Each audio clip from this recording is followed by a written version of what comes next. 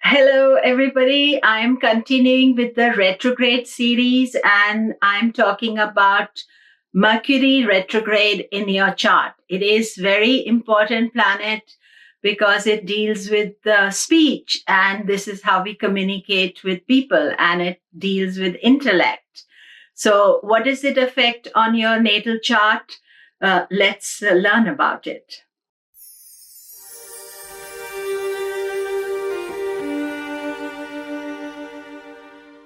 Hello, everybody. This is Komilla Sutton, and continuing with the retrograde planet series. There is a link above me for the retrograde planet series if you want to listen to the other ones. But today, our focus is on Mercury retrograde. So, Mercury retrograde is a very important retrograde for all of us to understand. And it is quite likely that you may have Mercury retrograde in your chart. The thing about Mercury retrograde is there are two things to understand. One is in the natal chart. And secondly, we all experience Mercury retrograde 3 times at least, sometimes 4 times a year. So therefore, it is part of our fabric of those of us who watch the stars to see how it affects us. So let's first go into Mercury retrograde in the natal chart. And in the natal chart, I find that Mercury retrograde, there are a few things that I want to look at, which is more so than other planets. Firstly is how close it is to the sun.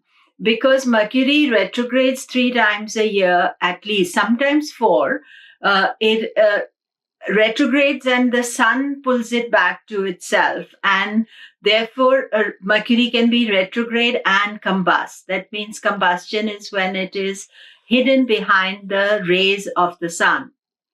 So, excuse me.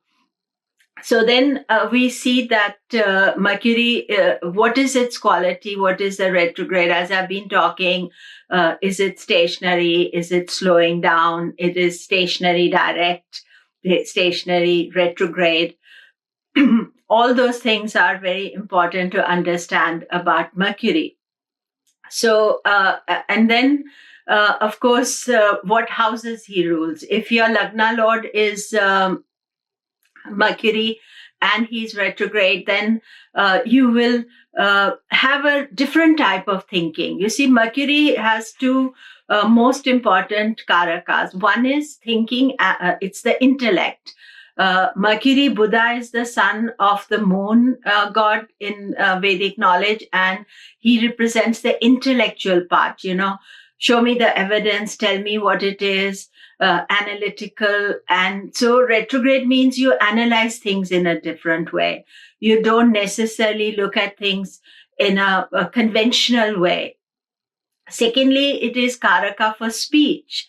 Now, how do you speak? Do you speak too much? Do you speak too little? So if Lagna Lord is retrograde, then both these factors will be out of the box. Sometimes I've seen people with Mercury retrograde, they talk too much. You can't stop them from talking. Why is that? Because they feel their message is not coming across. So they feel if they, just keep on talking and people will hear them. Whereas actually, it is important to learn how to say fewer words, say your message, but with the fewer words. And especially if you have Mercury retrograde. And remember that these retrogrades are something to do with the inner attitude. So it's not an outer energy. It is a benefic. It's not going to be negative where it is placed. So that is the thing. Then if Mercury is ruling your moon sign, then the mind is very intellectual, very analytical. And sometimes you can overdo the analysis, or you can internally analyze all the time. It's like a computer going all the time, analyzing the facts, but not able to express yourself. So, learning how to say what you feel, because Mercury will also look at life from a slightly different way because they're not conventional thinkers. So, that has to be kept in mind, and it is crucial to understand that. And then Mercury transit is something we all watch. And on my channel, I have been giving regular Mercury retrograde and Mercury transit reports as it changes signs. So the thing about Mercury is that it is easily, it changes signs very quickly. So firstly, it will move from one sign to the other quickly, then it stops and retrogrades. And then when it is retrograding, it will be in that sign for a long time. And then it will come close to the sun and go behind the sun, in front of the sun. So there's all sorts of connotations with Mercury. It's always close to the sun because sun gives it the energy. But if you have Mercury retrograde and combust, that means it's too close to the sun. You're thinking very fast, but your ideas are hidden because sun has taken over your ideas. So you have to look at where sun is placed in your chart. And then Mercury's, will stay in one sign and then move forward and then quickly move forward. So the speed of Mercury is also interesting beyond the retrograde. And that is something you should check in your chart, because as Mercury finishes its retrograde, it can be very fast moving. And as it goes close to the sun, it is very fast moving. So what can happen is that you're thinking so fast that you're burn out quickly. So that is important to judge with the retrograde, that what are these different conditions.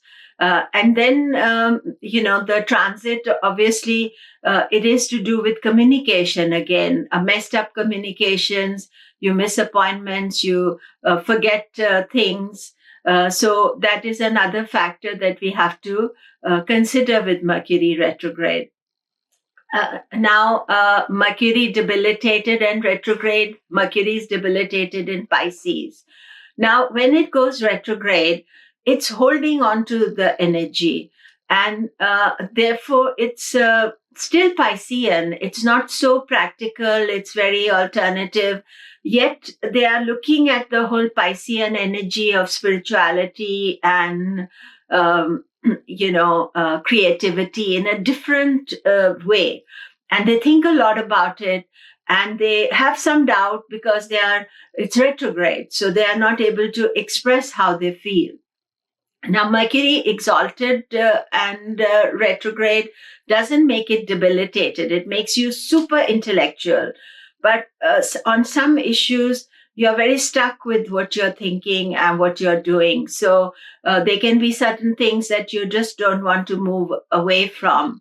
But also there'll be a tendency to hide your analysis because you don't want to express it. Or alternatively, you are over analyzing everything, wanting people to know that how much you know and your information.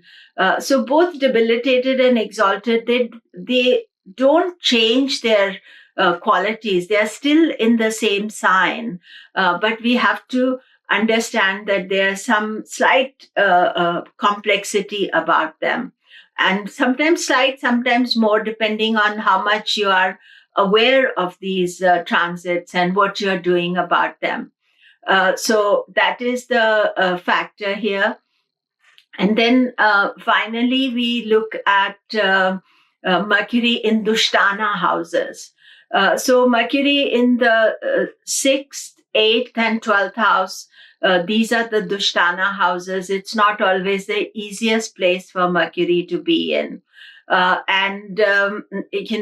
Sixth house, they can like what the enemy or the obstacle, they will enjoy getting to know it and getting to know the people who are obstructing them, because Mercury likes to communicate with people. Eighth house is house of transformation, so the thinking changes a lot, And therefore, during the lifetime, you see so many times unexpected ways that your thinking will change. 12th house is house of expenses, loss, but it's also house of moksha. So Mercury will question whether I want moksha. Remember, in each case, it's a retrograde Mercury in the Dusthana. So therefore, there is some unusual way that they react and deal with the situation. And often when you're trying to tell them that this is maybe there's another way to deal with it, they are not open to that suggestion. And the last and most important thing about Mercury is that Mercury is very influenceable. And when it is retrograde, it can almost be obstinate or not want to get influenced by people. Or if they are influenced, they hold on to the influence a lot. This is something, that if somebody manages to get into the mind of Mercury retrograde and you kind of get involved in a certain thing, it's difficult to let go because you have internalized it, you have adopted it, you have embraced it. So it is important that you embrace the good things in life. Now, these will be different for everybody, so that is up to you to decide what is the good thing and how you're going to deal with it. So do watch the rest of the series as well. And I'm going to do question and answers at the end of the series. So please keep on sending me questions. I'm going to not answer all the questions, but some of the key questions. So keep your question short and interesting. That will be, then I will answer it. Thank you. Check out my website and don't forget to subscribe.